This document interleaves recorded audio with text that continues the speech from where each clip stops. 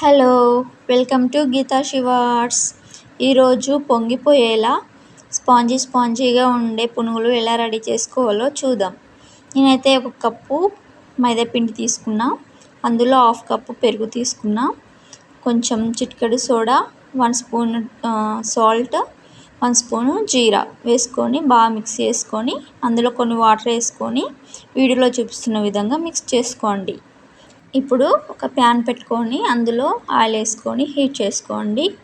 Heat అయిన తర్వాత మనం మిక్స్ చేసుకొని పెట్టుకున్న పిండిని అందులో వేసుకోండి. చిన్న చిన్న బాల్స్లా వేసుకోండి. చూడండి ఎలా పొంగిపోతున్నాయో. అందులో సరిపడా పునుగులని వేసుకోండి. వేసుకున్న తర్వాత మంచిగా గోల్డెన్ కలర్ వచ్చే వరకు ఫ్రై చేసుకొని తీసేసుకోవడమే. చూడండి ఎలా పొంగిపోయి మంచి కలర్ వచ్చినాయో. అలాగే మిగతా పిండి కూడా అలాగే వేసుకొని తీసేసుకోండి. చెప్పడం మర్చిపోయినా, నేనైతే నైట్ మొత్తం పిండి మక్కబెట్టిన, అలాగైతేనే పునుగులు మంచిగా పులిసి పొంగుతాయి. మీకు టైం లేకుంటే 1 అవర్ చాలు. చిన్న చిన్న బాల్స్లా వేసుకోండి, అవే పొంగిపోతాయి. చూడండి వీడియోలో ఎలా పొంగిపోయి ఉన్నాయో.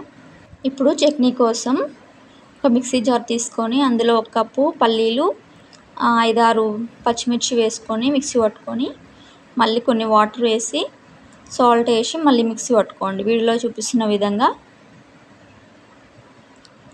ఇప్పుడు పోపు వేసుకుందాం.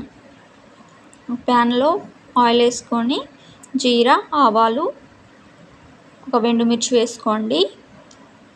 అలాగే కరివేపాకు వేసుకొని వేయించుకొని చట్నీలో వేసుకోండి. అయిపోయింది.